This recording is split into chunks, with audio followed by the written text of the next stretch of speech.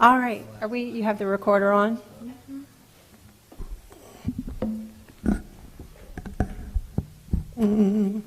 Good to go? All right, this is the DDD Design Committee meeting Thursday, August 3rd, 2023. It is 9 a.m. Will you please call roll? Chris Bankston. Here. Tara Bennett. Here. Roy Dufresh. Here. Michelle Juneau. Here. Tom Pastorius. Here. Cassie Reagan. Here. Jeffrey Smith. Here. All right, old business. Our first item is approval of the meeting minutes from July 6th. Those are in your packet, so if anybody has any questions or comments.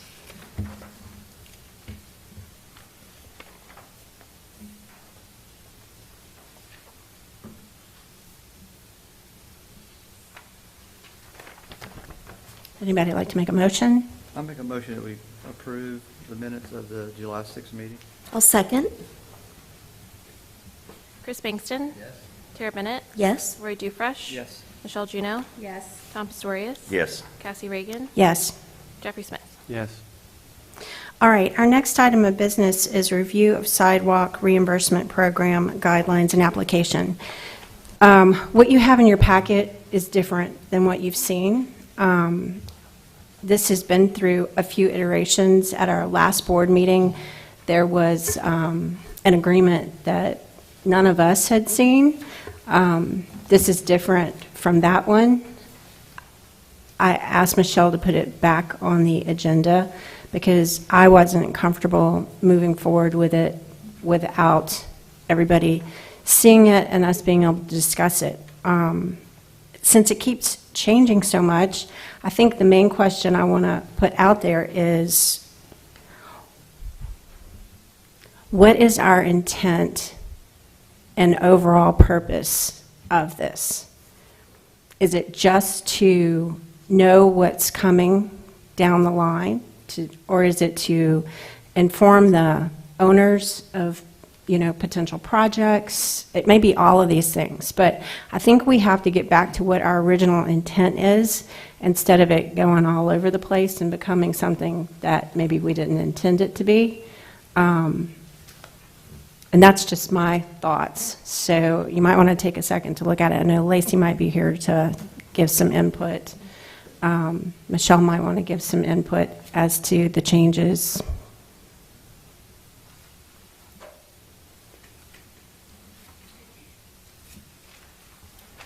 So I think mostly just drawing your attention to the, so the first page looks like this, back of the page, to the application process. I think that's kind of one area that we've discussed a lot, at which point, does this kind of make sense? But kind of going back to Cassie's overall question, I know we've discussed one for budget purposes, and if we're offering this as a program or a service to property owners in our district, we kind of have that process kind of laid out and open so we don't run into any potential issues. And then also so that we are planning appropriately. The DDD did budget $30,000 this year for sidewalk improvements, and there are several projects that may be happening this fiscal year. So I guess in an effort to try to have a process for that, this is kind of why it was brought up. And you all had suggested kind of doing in the application process by phases of construction, which you can see my best attempt for that on the back of the first page. And so Lacey's here too, just to kind of, since this is a program that we offer in partnership with the city, so that we ensure that whatever we're agreeing to move forward with kind of works for us and the city, and that we're clearly, I'm able to clearly communicate to potential property owners that would be using this program. Yeah, and I do think one of the reasons that this came up is because of the last project that we had, just so we're not surprised. We know what we're covering and what we're not covering. So I don't know. Well, I think there's two things at play here. I think I've spoken to Lacey about this in the past. Morris and Thomas Street have an overlay district. the overlay district encourages redevelopment of properties. As a result, the cities would participate in improving the infrastructure. Have I got that right? But you used the term may, when I thought must should have been the word, because I've actually run into that where I had to get some sewer work done, and I paid for it and went through the process, and I read the ordinance. The overlay district says, oh, we'll help you develop your property by doing these things at the city's expense. So that's one aspect where it's got nothing to do with this really, other than the property owners are willing to put up money, and the DDs will put up money so that the sidewalks can be done in an aesthetic way, not just concrete.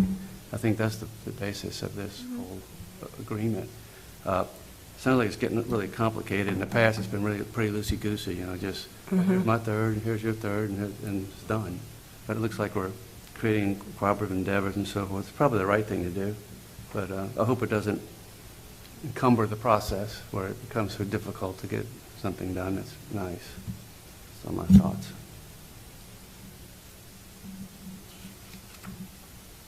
Do you have specific areas that concerned you? I guess just kind of. It was too late last night when I read it to text you and ask you to bring what was put before the board at the last meeting, because it was completely different from Yeah, this. so It was more like a facade grant application and not really the intent, what I felt like we were intending it to be. So this is totally different. This is kind of a hybrid between what we last saw at this meeting and that meeting. Yeah, the committee's discussed at what point in time do we request an application from a property owner? And naturally, that property owner would have to come before us for architectural review if it's located within our district, but not if it's located in the historic district. So there's a few layers in logistically kind of how this would work out. We would either get notified from the project at that point if the historic district is reviewing it, or the design committee would be reviewing it. And so if we're already engaging with that property owner at that point, we discussed having notification of an estimate at the time that we know that they're in the design phase, they're doing the work, so that we can budgetarily plan for that. But we wouldn't have concrete costs until after they're done with construction. And so with that being said, since we're working with the city, we'd have to deliver items to the board. With trying to get everyone on the same page of, okay, we have a loose project in mind. Is there like a pre-application process where we get notified, we enter into the cooperative endeavor agreement, and then after construction is where we actually do the reimbursement, because that's when we know those firm costs. But on the front end, we can't exactly agree to what the third share would be because we don't know what those firm costs are. So I think that's just kind of, we want to make sure that, I think the resonating thought is that the property owner knows that whatever share the city and the DDD are doing, they know that before they start work. So doing a cooperative endeavor agreement that they've submitted their application, we're all agreeing that we are going to participate in a shared cost at that point in time. We don't know what that shared cost breakdown technically would be, like the hard cost would be after they complete construction. So I was kind of thinking that this application would serve as like a phase one application during their design phase, and then all the parties would be notified that this work is coming. And Lacey also mentioned too that with the city being involved, I guess, and you can speak to this, about what has to be presented to council within certain amounts for approval. If the expected cost is over $25,000, that's when something is triggered to go to council. But there may be, if it's under $25,000, the city administration can handle it. If the budget allows. Yes, please. So we were brought into this process. It's our understanding that the DDD's purpose was to help formalize this process. Jeffrey's correct. It's been a little bit, I wouldn't say loosey-goosey, but it's been on a case-by-case basis. And so the way that it has been approached in the past was that there would be agreements based on best practices of a cooperative endeavor agreement is the tool that allows you to have the exchange of money. of funds. It outlines that it's not a gratuitous donation. It kind of hits all the things that our auditors like to see. So that's why the CEA comes into play. It's not necessarily to make it more cumbersome, it's just the tool that makes it work. In the past, we have been approached typically early on in the projects to have participation in a three-way split of cost. And typically in the past, the three-way split of cost has been equal among the different parties, whether the city, the DDD, and the property owner. I know that there's been questions about why would the property owner have to pay anything if this is in the public right-of-way, and if it's a infrastructure improvement that would be then maintained by the city, why would they pay anything? And the idea is to expedite the work. The city has limited funds for infrastructure. The DDD has limited funds for infrastructure improvements and other improvements across the district. So the idea of putting some money on the table from the property owner's perspective is just to expedite the project, truly. They could go through the normal capital outlay process, but that might take a lot longer than some of the property owners are willing to take. The other opportunity it allows for property owners to somewhat customize, in some ways, what their look is going to be to help complement their building, to help complement that area, or to even perform like a sidewalk cafe installation, which may be part of the sidewalk improvements as well. We do have a formal permitting process for cafes that we have gone through, I think, with you all and with the historic district, given those have a little bit different animal to them. But in our regards, it's best practices to have the CEA. We think that you could probably have a cost estimate that you work with. You could have your language in the CEA be up to an amount. It wouldn't necessarily have to drive based on the equal percentages. It could say, we've done CEAs in the past that are public-private partnerships with other entities outside the downtown area that have said up to a specific amount, and then any costs over that may be assumed by the property owner or may be assumed by one of the parties. So you could do that. You could just say, okay, it'll be up to this amount, and then any change orders would have to, come as approval. So it works just the same way as we do architecture and engineering and construction contracts in our practice every day. We don't have to necessarily have it all worked out to the dollar sign. I mean, to the very penny and dollar up front before the construction starts. I think you can do it based on a relative good cost estimate and then have some language in there that allows for amendments should those occur. At what point during the project can this be initiated? I think it can be initiated at any point during At the any project. point, okay. Because It- I think it- that was one question we had, is if it had to be after construction or after it bid, so you had a better, I think the main thing to note is that if it is after a certain point, the property owner is taking that risk that the city and the DDD may not participate. And I'm always going to write may because I can't obligate the city council to appropriate funds. So it's always going to be based on whether the funds are appropriated and whether the council agrees towards that. If the amount is over $25,000 as of current policy, we have to have city council approval. If we have the funds budgeted somewhere, like in a miscellaneous sidewalk fund or in a sidewalk improvement fund somewhere, and it's under 25, then yes, the administration does have the authority to obligate those funds. But we cannot take funds from another project or change those around.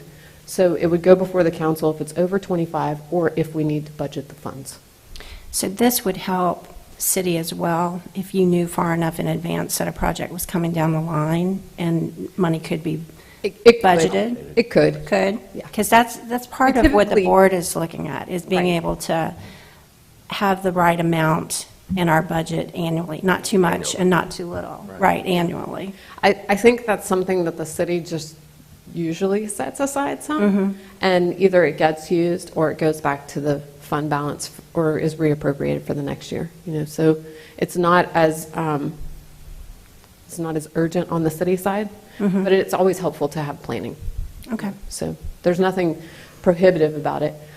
I don't know, I worry about, and I don't know how this is all going to turn out, but this is a very more formal process than what we've used in the past. And so I would just caution that we allow for some broad strokes to be made in the process, recognizing that some projects may be more sidewalk only focused. Some may be sidewalk cafe focused, some may have some fencing or some other attributes involved that may or may not be something that the DDD and the city want to fund necessarily, if that makes sense. So some ideas about landscaping, some ideas about all those elements, I would encourage that we keep it broad rather than say this must happen and this must be part of the application and this must be what's funded and this must be the share. I would keep it broader to allow for more creativity on a case-by-case basis. Okay. But typically, what we like to see is a cost estimate. We want to see the actual plans of what it's going to look like, what the materials will be, where it's going to be located, and all those kinds of things. So one of the things I think is forward thinking would be, the whole purpose of the overlay district was to encourage economic development. And the economic development comes from generating more tax dollars, right? So the city invests a little bit so that the people put something in that'll generate tax dollars, and therefore, forward thinking is, we're going to know down the road this may happen, so we're going to budget that money. I think that's what the DED is starting to do now. We're going to budget the money to get the sidewalk. The city could do the same, so that... I think the city already has been doing that in some regard. So that's I guess what I'm saying is that typically these projects are not make or break on the budget for the city. Yeah. And the other thing I wanted to mention was, I see we got traffic calming measures added in here, which is good, but that certainly creates a further expense burden on the property owner if it happens to be on a corner. And it may not work for if you're mid-block. You may not have a lot of traffic calming measures that you can put in mid-block. No, that's what I'm saying, there aren't any. Right. So they're just on the Right. corner. So if a person's on the corner, he's going to incur that additional cost, which I think, again, I've mentioned this to this committee, I believe that it ought to be a goal of the DDD to get these traffic calming measures in on every intersection in our downtown area. It's a safety measure. I think I came to one of those complete street things y'all put on probably a couple of years ago, and that was one of the things they emphasized is traffic calming measures. That would also be helpful from, I think, the city and the DDD's perspective, because there is definitely a split in terms of who believes those are useful measures and who believes they are not. Not necessarily within our governance. I'm talking in the general citizen perspective of those things happening. No, I mean, We have had people call City Hall and be very upset that those things get placed in because they feel like they take up parking, or they feel like they hinder trucks, or they hinder the way that traffic can move in that area. We've explained it all very candidly to them, but it would be nice if it was a more structured development that we could participate all in together, rather than kind of, here's one that pops up over here and here's one that pops up over here. that's a shame that it's perceived that way, because it's absolutely an urban planning, item that's been around a long time, and it's for pedestrians, quite honestly. We want to make walkable communities, right? You're preaching to the choir. Right. The sad thing is that we're becoming a huge pedestrian town. I mean, it just keeps getting... That's a wonderful thing. It is. It's a wonderful thing. That's Walk why- to the This Salad is, this is Station, what we it's always scary. like to emphasize to everybody who calls and complains about parking too. We're a vibrant downtown. Yay. The next We all step- did it. The next step is crossing signals for pedestrians. That's when you become a grown-up city. Right? Thanks, Lacey. One thing that I'll just emphasize with traffic calming measures, underneath award availability, we do state projects that include traffic calming measures will be more competitive. Obviously, if we explain that further, not every project will be able to put a traffic calming measure, but if we put that in this and say that that's more of a priority for us, that they're more competitive, and potentially more of those corner businesses that they're doing construction, like there's a few that are happening right now. If they want to loop that into the scope of work that they're doing, then, if us putting out there simply, I think in that sentence just calls attention to that we want to see those improvements. So I guess, where do we want to go with this? Do we want to make this less formal and more open, where maybe it's part of be something we have to check in with the permit office so that they knew if somebody had a downtown building project, a sidewalk project, that it could potentially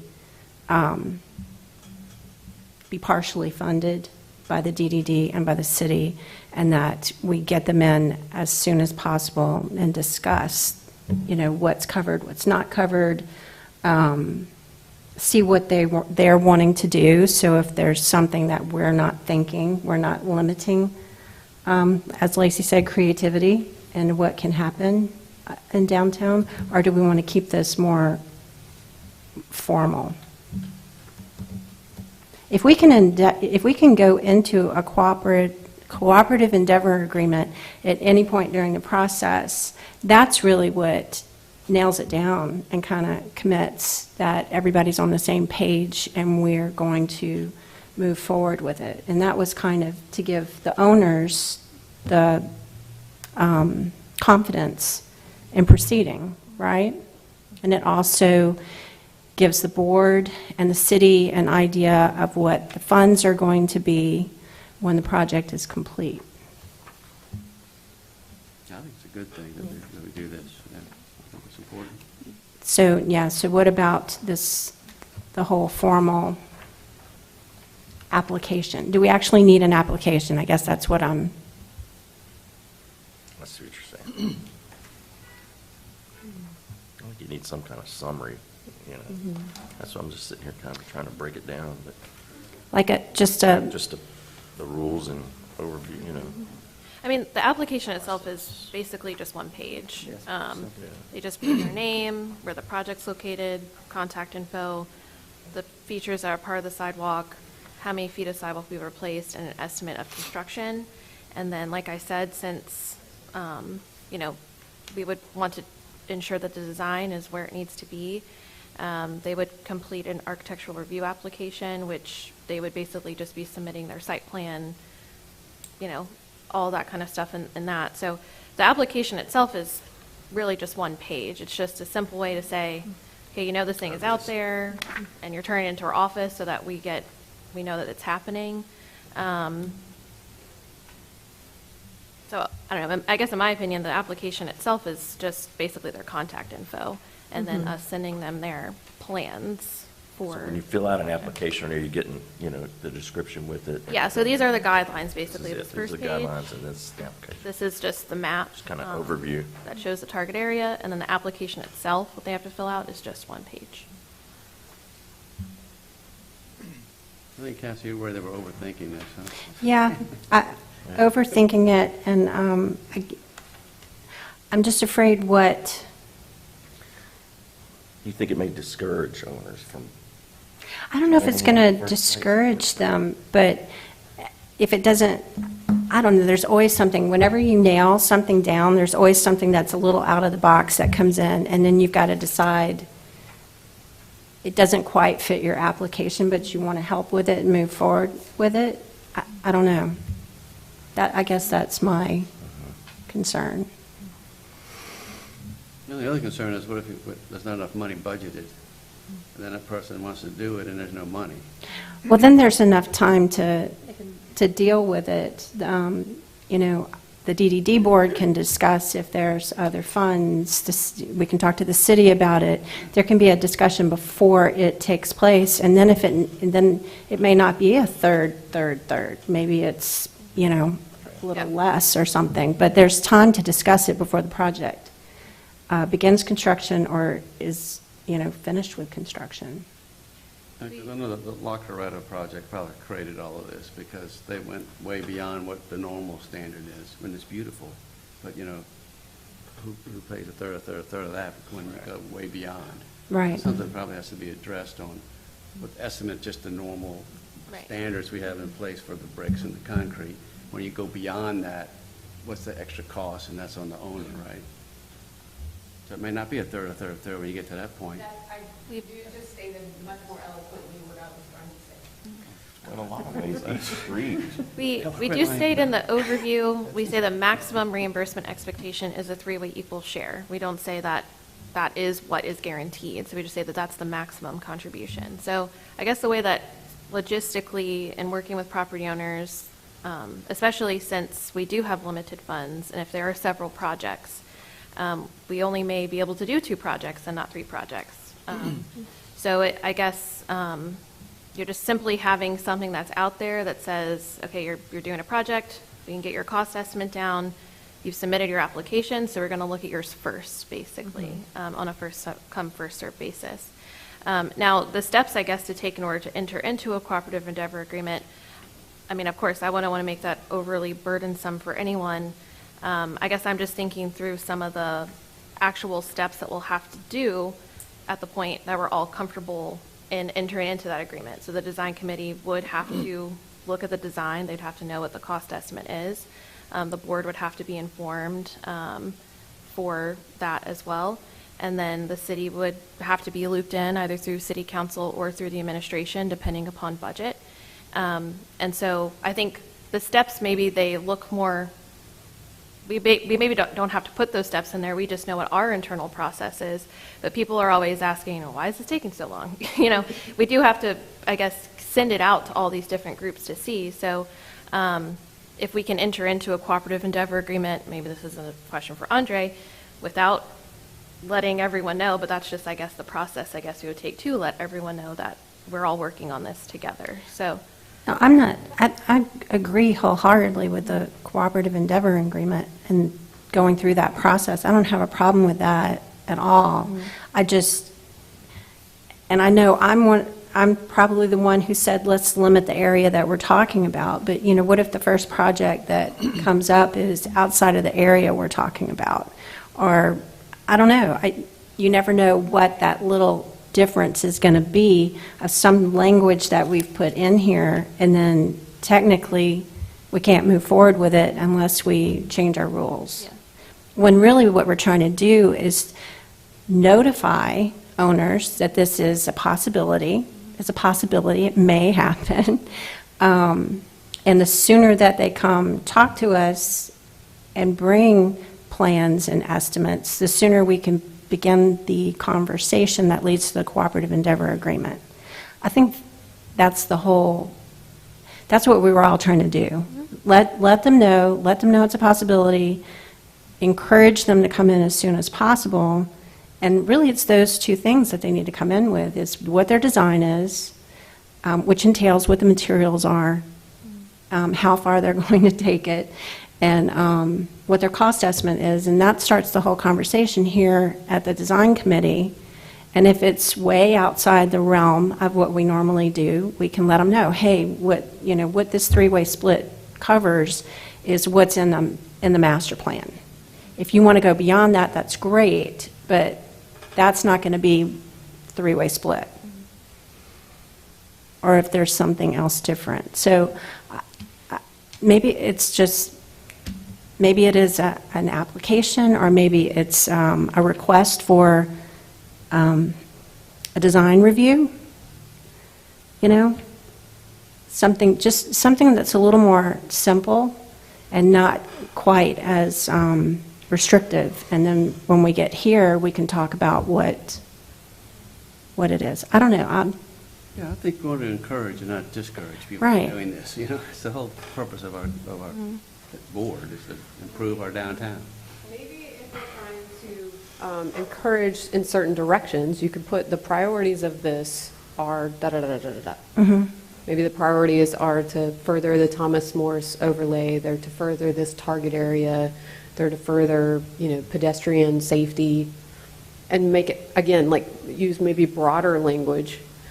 And instead of necessarily listing, although, I like the details and I love Michelle for taking the time to spell all this out, maybe just make it where the process begins with a review from the DDD design committee, and the process overall can take up to however many weeks for final approval or something like that. And just leave it at that rather than Yeah.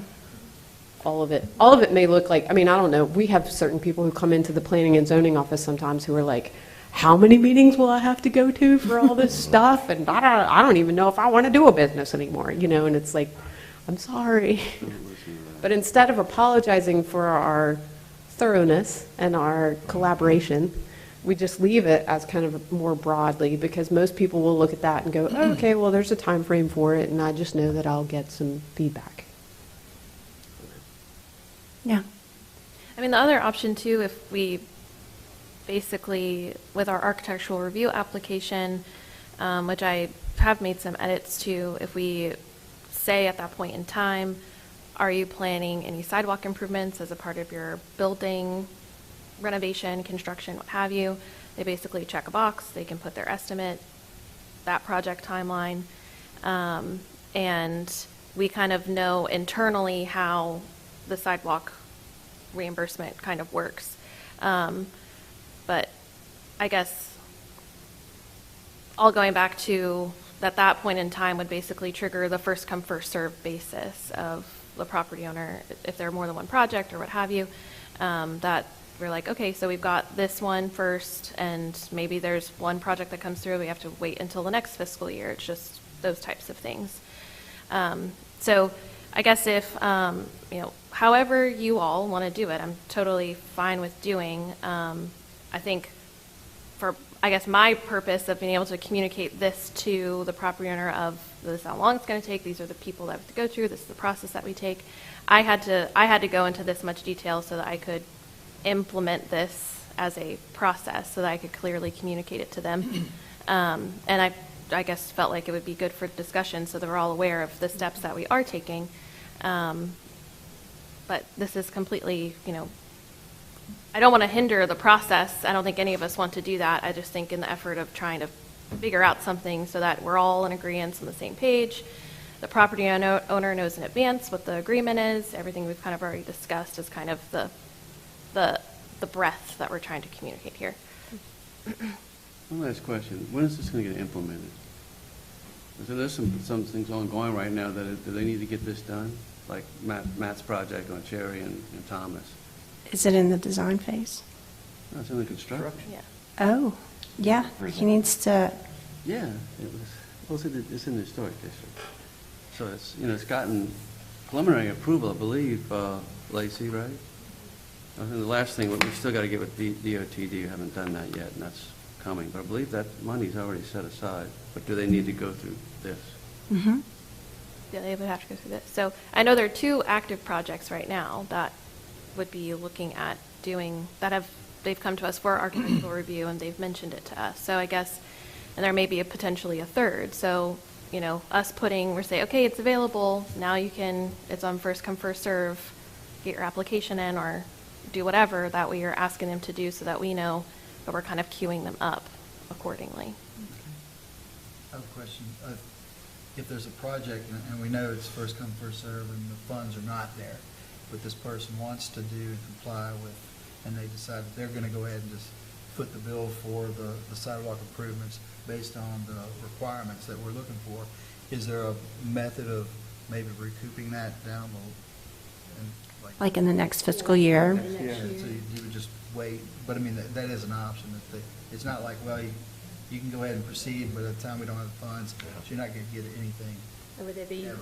first on the next? Yeah, would they be first on the That next? would be not guaranteed, I would say. Right, exactly. And so, like, I think if there was somehow communicated to that property owner that this bill is addressing it, but we have done that. That's what we just did actually this summer. Okay. Just because, if they comply or whatever, and then like the next fiscal year, money comes up, but then somebody else gets it, they're starting their application and I guess my question Are they in is the there queue? right, are they in the queue for that? I think as long as they submit the paperwork or go through the process. I think it's fair. Yeah. It should be. I also wonder if we should consider just stipulating a certain dollar amount, per the third, because it's kind of like Like a stipend or something? like what Jeffrey was talking about. It's like we do kind of know what the standard pricing is on most of the standard sidewalks, maybe not the Lackaretto one, but we do kind of know where we can calculate a value or a unit cost or something. So to protect the DDD and the city is like, we can cap out at $30,000 each or something. I think just to kind of add to that. Most We of them always aren't kinda that know. much, though. They've mostly been 8,000 to 12,000 each. And it depends on the. There's one that's It depends on the 14. linear footage. I think we give a price. Yeah, Stoa Not what? If you got a corner lot, you got traffic calm, it's going to cost. No, Stoa Groups was over 14,000. Well, the third. Yeah. Third part. Well, no, that one was completely, One that I think we have estimated here is 90,000, 30, yeah. 30 each. But does that cover? like, That's a corner, so it's two corners. long blocks and a traffic calming, Right. and a So you might have a measure corner. thrown in. So that's the high end, I think. A high-end corner cost, and then you might have something like Andre Terrio's building, which was, Yeah. you have 150 feet, and you know what the cost is. I'm just wondering if there should be some kind of little, some stipulations in there. I mean, I think what it Michelle complicates drafted it. in terms of the max, We- keep them Yeah. above less. And it protects, you That's got, where you use that CEA too to qualify as Right. coming in to the project. We could take the most recent projects, do an average of cost per linear foot. that's and just it. use that as a bucket. Unit cost. you know. Whether you're a corner or middle. Well, we did discuss putting a price on it a couple of meetings ago, and we decided that we did not want to do that.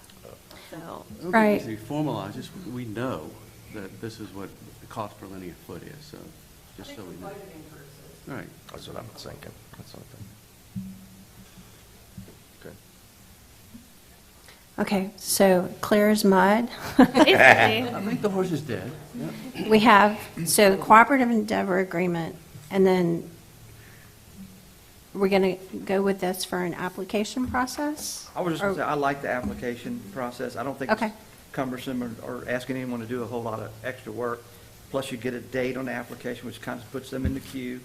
So we don't have this by word of mouth, or, you know, having it in writing locks people down as far as the queue and how they're thing. And I like the idea that we have the estimated construction costs, so y'all can be budgeting, the city DDD can be looking, knowing ahead kind of what's coming down the pipe.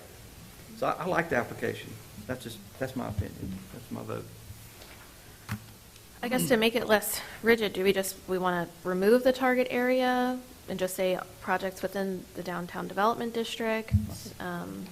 If that's something that you all feel kind of would make it a little bit, I mean, all in all, I feel like the application is pretty open-ended. We'll figure out the details in talking with that property owner once the cooperative endeavor agreement is executed. But yeah, the purpose of the application is just kind of, this is out there, this is available to you. If there's any, I guess, we talked about the target area, if y'all want to remove that, just so it's a little bit more open-ended, we can. My thought is no, don't remove that, because we want to encourage that once it gets all done, then we can Then expand. you can expand. But let's focus on the historic district, get all the sidewalks done there, show everybody how beautiful They it have is. priority. And expand And it. then expand past. Okay. So do we need to vote? I think that would be a good clarification for me. Yeah, I would. Okay. Yeah, I don't know that you're ready to vote on this, but maybe an application, but this particular reimbursement guidelines, I think it needs a little bit of massaging.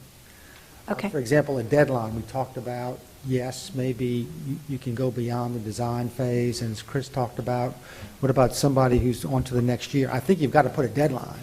People whose projects were completed 5 years ago shouldn't be able to come in and submit an Right. application. Right. So you may want to think about maybe 1 year after completion of construction or some time frame where you've got to submit your application. So I think you need that guideline. You may want to put a dollar limit. For example, you've got here bonded contractors. If it's a minimal project, not all contractors are necessarily bonded. So I think there's some things like non-eligible expenses. I think those are examples. If it's not an eligible expense, it's non-eligible. So I think we can fine-tune this. I like having guidelines. I think that's good. It gives you some benchmarks when you come through and review it. But this particular language, I think, needs to be just tweaked a little bit. Can you work with Michelle Yes. and tweak that? I'm happy to do that. And Michelle, could you, when you get that changed, could you, I know we can't vote via email, but could you just send it out to the committee and see if there's any questions or concerns? My suggestion is you authorize your executive director in consultation with the city and the city attorney to come up with this. We'll come up with it, send it to you. If somebody doesn't like it, you can make a motion to amend it at a later meeting. Okay. Because I know we need to get it before the board to vote on, so it can be, people can come in and fill out the application. We need to do that sooner than later. I'll move we approve the sidewalk reimbursement program guidelines and application, Based with the Authorize. change. Let me authorize. Yeah. based on Authorize- what yeah, you said. Yeah, basically authorize her to implement, to establish the guidelines and applications, consultation with the city administration, city attorney, and then present that final version to everyone, not for vote, just for your review. Review. And then in the future, if somebody doesn't like the final version, you can move to amend that later. I'll second second. that motion. Roy can take it. Roy, second. Chris Bankston. Yes. Tara Bennett. Yes. Roy Dufresh. Yes. Michelle Juneau. Yes. Tom Pastorius. Yes. Cassie Reagan. Yes. Jeffrey Smith. Yes. So I've had a request to amend the agenda to move the new business item, discussion of design committee, I can't see because I don't have my glasses, review authority, up. Just so Andre doesn't have to sit and listen to all of it. Yeah. So I guess I can make that motion. Okay. I move that we move, yeah. A second.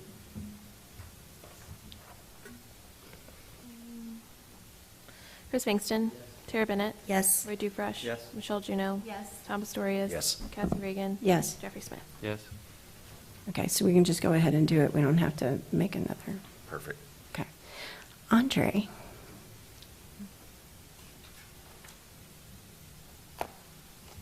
Yes. I'm happy to assist you all. The Design Review Committee's function, the place to look is the Unified Development Code. And that's going to be the area that talks about this. I can go into the great detail. I can answer any questions. I will tell you at the end of the day, your role in this is to review and make recommendations. I don't think you have veto power. I don't think you have final authority. I think it's, in terms of design review, I'm not talking about enforcement. You've got, certainly have some authority in terms of enforcement. But in terms of design review, I think the building official is required to consider what your review is. And I do think once a building permit is issued, the building permit's issued. So I guess this is coming up because of the car wash, right? Because they came in for review, and our guidelines say no chrome or high gloss metallic or- metallics, and we told them that, but I guess we didn't take the step of going to the permit office and having them. Is that what we have to do in the Well, future? what I'm looking at is a certificate of appropriateness that was issued, and it says, summary of approved work, new construction, single-story car wash facility, suggested, reduced of reflectivity of chrome material on fascia and column. So it says suggested on that. So my recommendation is if this comes up for review, and if you determine that design does not meet, is in violation of, you put that on your certificate, that please note this does not meet our qualifications, et cetera, make it real clear. So when the building official looks at this, it's real easy. Hey, man, look at this. This is not suggested. We're pointing out to you that this does not meet with our criteria. So the building official has the final say. Look, if you're Just asking ours- me, at the end of the I day, think- it's the building official. And in the best world, there's real clean communication and, discussions with the building official. Please, if you think you're about to issue a permit and yet we've said this is a violation, let's talk about it. Let's say, why were you issuing this?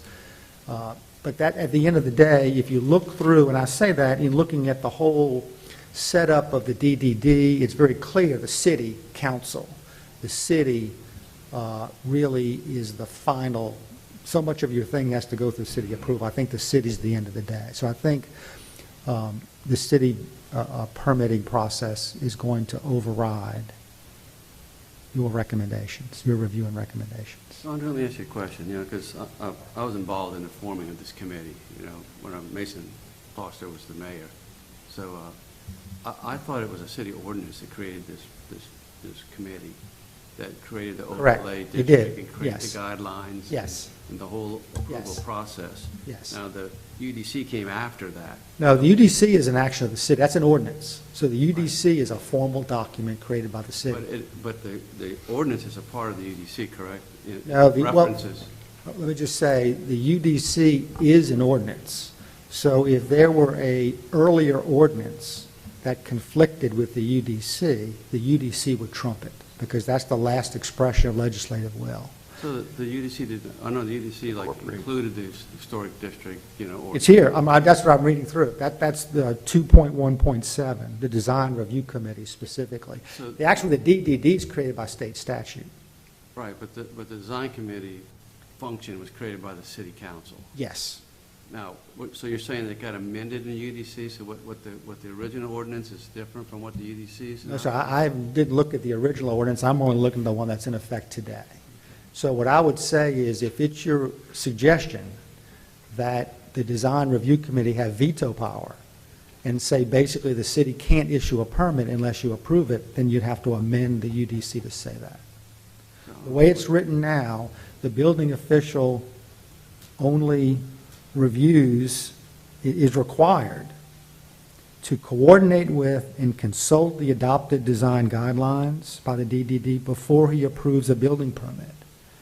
And so that's the city building department will coordinate with and consult any adopted design guidelines passed by the DDD before approving building permits within the DDD boundaries. So that statement assumes that the building official would cooperate with this committee. No question. There's no question. That person should be at our meetings then, because then he could hear what we have to say. That's a function. If we internally. have a design review, Or that person would be receiving, according to, I'm looking up here at the guidelines, the certificate of appropriateness that would call out. Yeah, yes, the review, for example, I'm sorry. Yeah, it continues the review authority. it'd be So the nice- authority, the design committee says, with respect to the Downtown Development District Design Guidelines, the DDD Design Review Committee reviews and makes recommendations regarding any new building construction, exterior renovations, and modifications which require a building permit and are which located within the boundaries of the DDD. So you review and make recommendations. and if there's something that violates our guidelines, that does not comply with our guidelines, then our language in the certificate of appropriate, either we don't issue it or we issue it with strong language. Yes. It fails to Yes. meet. Yes.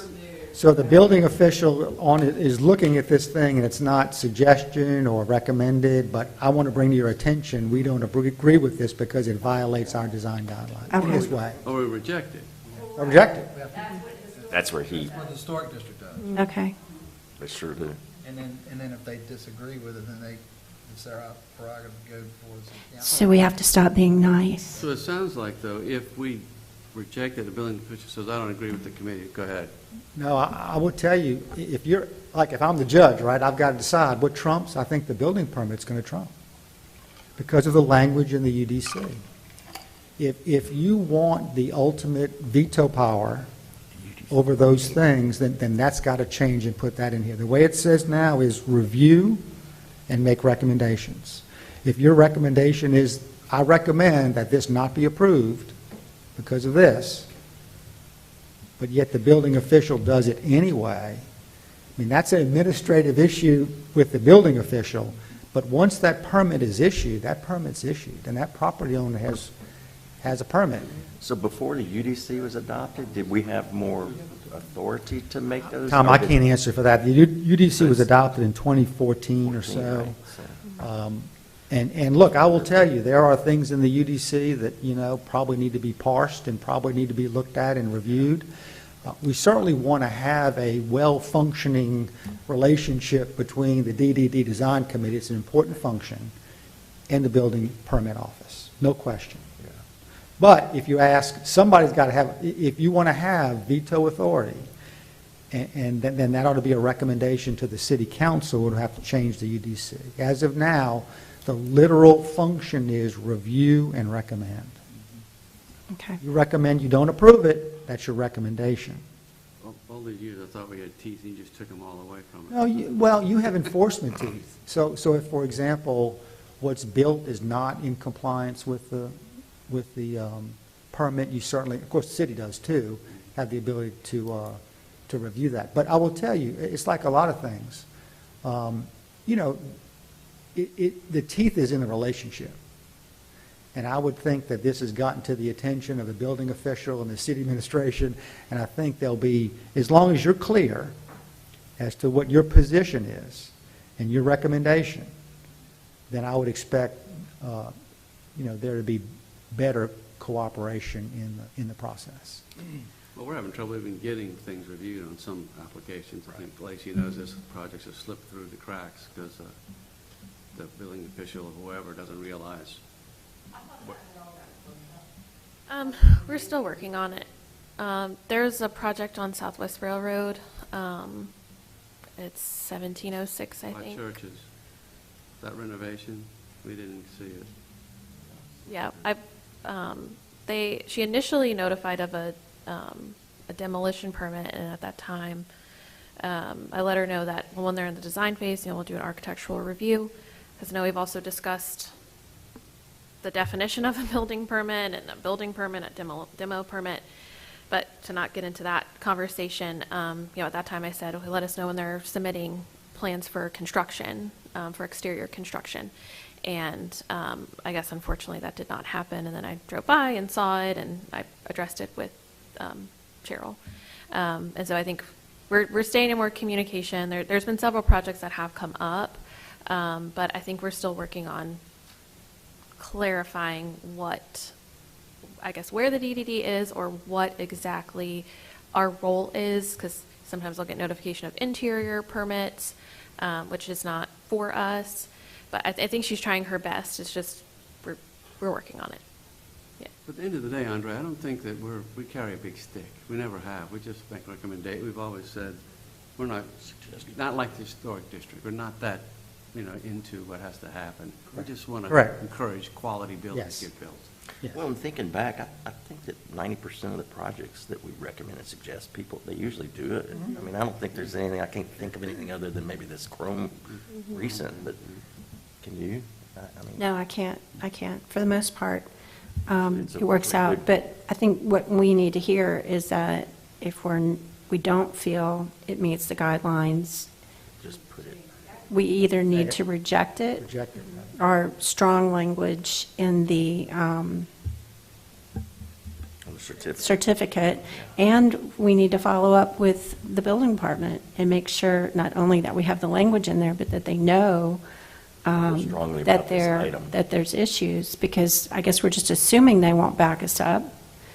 We don't know that they won't back us up. It would be good to notify the building official when there is something on the agenda that requires us to approve it, so that he could sit and listen to our concerns.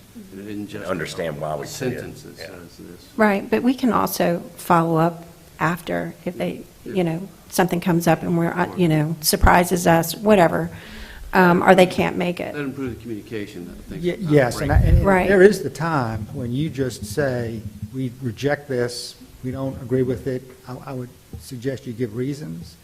Send that as a direct court communication to the building official, maybe with a copy to the mayor and a copy to the director of administration. So, look, you guys are really concerned about this thing. Let's think through before we issue a permit.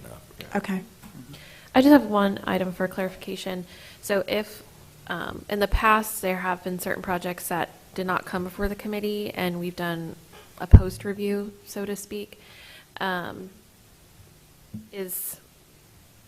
guess, should we continue doing that? Is it, I guess if we're reviewing, recommending, and the permit has already been issued, I just want to make sure that we're doing what we're supposed to do, but we're also making the best use of the property owner's time to presenting to us if we should be doing post-reviews. I mean, that's up to you. I would think you'd leave that for an egregious example of things that are not, clearly there are things where there's some discretion, right, in design, right? It's not 2 + 2 = 4. If there's an egregious example of a design that's been built that is, for whatever reason, just not acceptable, then we ought to talk to the owner about that. But I can't give you everyone, the design police to go down the block and double check to see if all that's been done. I think you save that for an egregious example of something that would be, reasonably, not reasonably, but unarguably a violation of the guidelines. One benefit of them coming in even after a permit is there might be something as minor as a material change or a paint color change, or, something minor. Like, we had one owner who came in and he had painted and the colors were outside of our realm, and he kindly changed it. So there could be validity to a post-review. I don't know. Yeah, I would reserve that on a case-by-case basis. If Yeah. something comes up that's especially offensive or, But not. this has mostly been, it hasn't been gone to construction yet, or maybe it's just started construction. It's come in, Southwest Railroad? no, Yeah. projects that we've brought people in the past for Like a once they review start. once the permit has been. I mean, there's only been two, I guess, to my knowledge, which was the salon and then the Jewelry store. across the street from First Guaranty Bank. I guess my question is, would you like to do a post-review on the 1706 Southwest Railroad? Oh, on that one. I say yes. I think so, because even if Make you a look point at with the right city, now. too, to make sure this doesn't happen again. Yeah, like Cassie said, is it could be something to do with materials or colors, and we have time to change that, Absolutely. rather than too late. Yeah, something minor that Something could minor that happen. could still be changed. I'll follow up with, I know I've talked with the property manager, but I'll follow up with her for specifics Okay. about that. Does anybody else have questions for Andre? Thanks, Andre. Related to the DDD. How many games? Jeffrey's got a lot of questions. How many games the state's going to win, Andre? Thank you, Andre. Okay, so now we will move back to old business review of Railroad Park History Exhibit. Yes. Panel renderings, so. So I guess we had lots of thorough discussion. I know we've only usually. Thank you. Thank you, Lacey and Andre. What we have displayed out are I will preface with the purpose of this time is to actually have everyone go through, read them, maybe pick a panel, and I have some sticky notes, dots where you can notate and mark any edits that you think need to be made. This is the last time that we'll be able to make edits to these. So this is the most updated version with feedback to condense some of the material, trying to increase the font size just a little bit, and also with some input from Dr. Hyde and Dr. Nichols to condense information a little bit further as well. I would say the timeline panel, it still needs a little bit of work in condensing, and there's still, there's some formatting issues that I can see. I didn't get these from Antoine until yesterday, so I didn't get a chance to do edits with them before presenting it to you all, but this is the most updated version that we have. So You sent for us to look at last yes, time? so you got these in the Google Drive yesterday evening whenever I received them from Eddie, and like I said, these are where everything's kind of at right now. So if, I know that we may be running close on time, but if you have time today to just pick a panel, read it, or if you have the time to look at them on your own, and make any edits that you think need to be made, any typos, corrections, this is the last opportunity to do so. And you have these little sticky notes and dots. So, like I said, you want to pick a panel, work through it, whatever you have time for. Should we go ahead and adjourn the meeting and just let everybody review?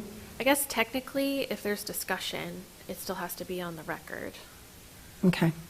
So we can just, unless only 3 people are staying.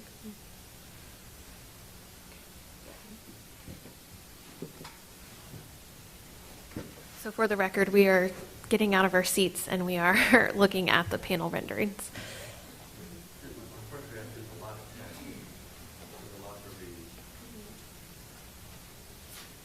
Hopefully it's not a hot day. Yeah, just.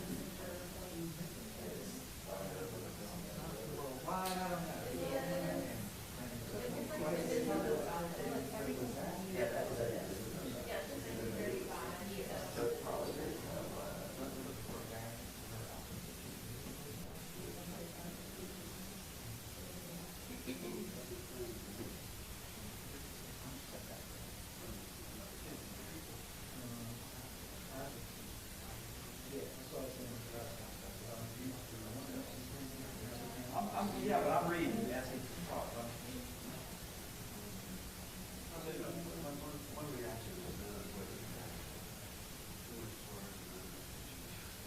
We remember last time we saw, people said there were too many damn pictures. Yeah, didn't they, somebody said that? I like to there were too many small pictures. Get rid of some of the pictures that make you big. I will say that this time. I thought I said if you condense one, and that's where you draw the line, condensing.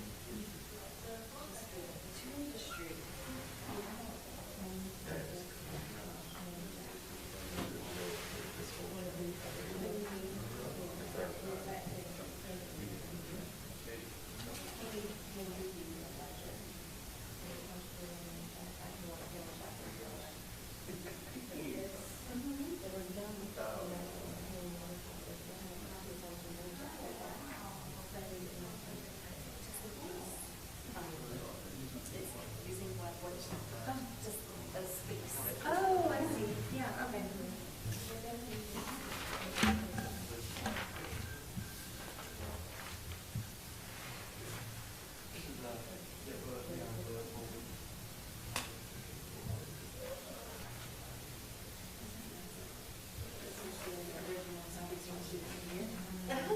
Compared to what it is now. What is that? That's the original version.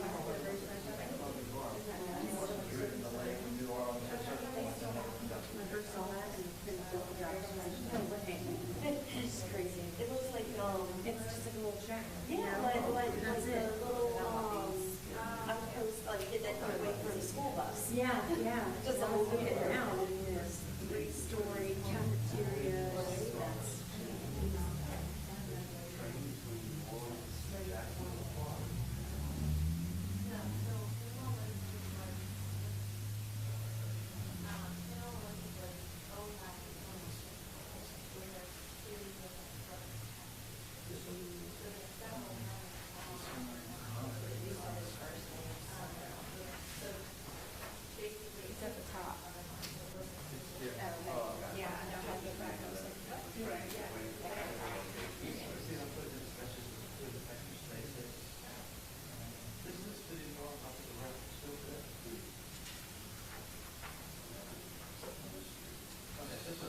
ready, this one's done.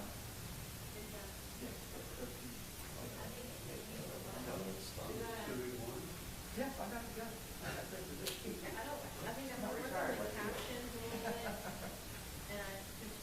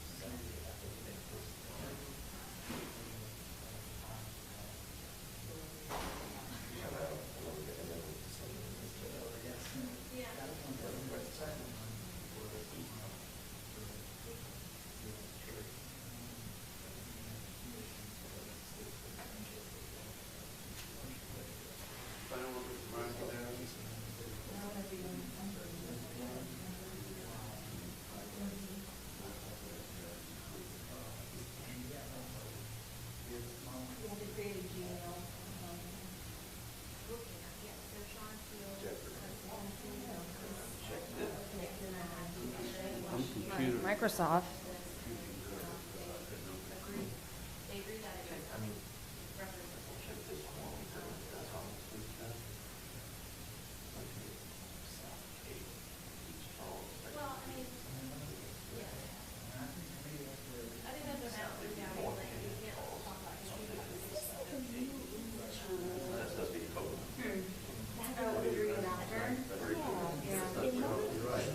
Education, it always had to be inside, but I see this happening more. Yeah, that's how I do it. Stickers and face and stuff better. I see it so much now, I'm just like, has the rule changed? Yeah. I mean, if it's not the end of the sentence, I obviously get it, but like, it's the end, then stickers. But it doesn't make sense in South Yeah, just to see what is the common rule. Right. And you find that it has changed, let me know, because. Right. yes, North Cape, where it's strong. Typically, always go to the about. This could be cold, if it's South Cape, And, South Cape, South there Cape, by, Forest Parker, and Denver. well, they like here, and it's usually here, and it's cold here, where. That's South Cape. Everything past Thomas. Thomas, South Cape, North Cape starts.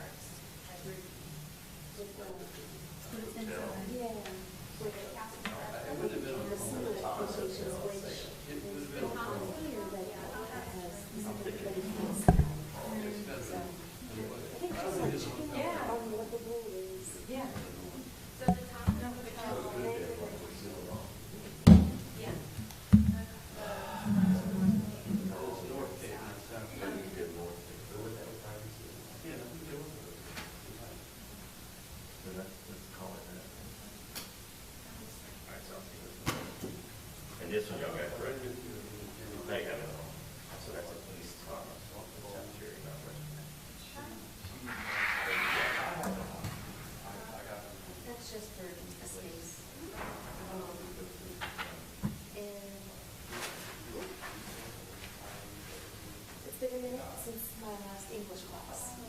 So I don't know if the rule has changed with periods being inside or outside at the end of a sentence, because it's also here, but like it's inside here. And it's outside there. Yeah, and then there's like another one on there where it's like using the singular quotations, but it's outside. Yeah. So what should that be? I think it's like this. Yeah, it needs to be outside. The statement. Yeah. Where is Yeah. Like, I think it should be outside. Oh, like it's right here. Yeah. but like in my, like, they always taught me it had to go inside. Yeah. So that's why I'm just like, did the rule change? Because I see this more It depends on than, style. yeah. Like writing style, so like like ABA versus like scientific writing. I feel like it's just, it's like, we use it on for comma or showing, okay, acknowledge. But it just keeps you. Yeah. Just the hand. Just whatever, That's Hammond. whatever the writing style is. And this house make sure it's there. because right now it's not. It's crazy. Something this is a buddy of mine lived in this house after college. It's still sitting here. This is cemetery, right? This is kind of like a college. Yeah, that was days.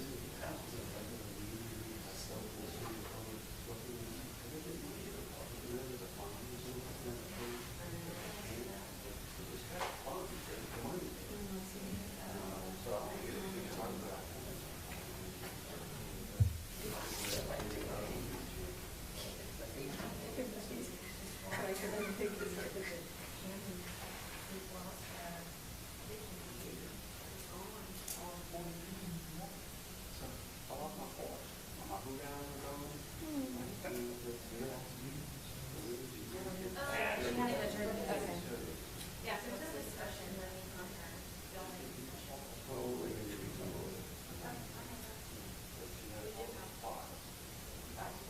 I wonder which corner this is. Yeah, in town.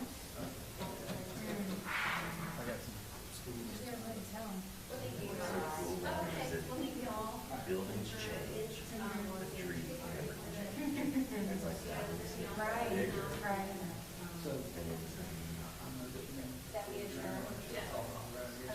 Officially moved. Yeah. But it's Adjourned.